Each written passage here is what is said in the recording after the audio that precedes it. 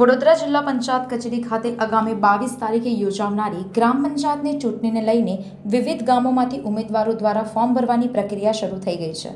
આ અંતર્ગત સમસપુરા ગામમાંથી શંકર ચિતાભાઈ વણકરે પણ સરપંચ પદ માટે ઉમેદવારી ફોર્મ નોંધાવ્યું છે।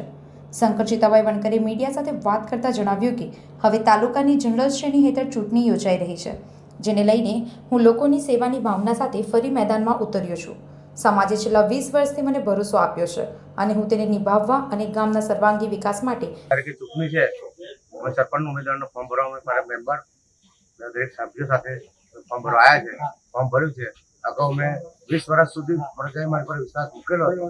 વચ્ચે 15 વર્ષ આદિવાસી સીટ આવી એટલે અમે સાઈડ પર થઈ ગયા હતા। હવે પછી આજની તારીખે સામાન્ય સીટ આવી છે। એ સામાન્ય સીટ ઉપર અમે ચૂંટણી લડીએ અને ગામની પ્રજાને પહેલાની જેમ જ વિકાસ ક્ષેત્રમાં હરણફાળ આગળ પડે અને દરેક સમાજને સાથે ચાલીએ એવી મહેક છે। હંમેશા પ્રયત્નશીલ રહીશ।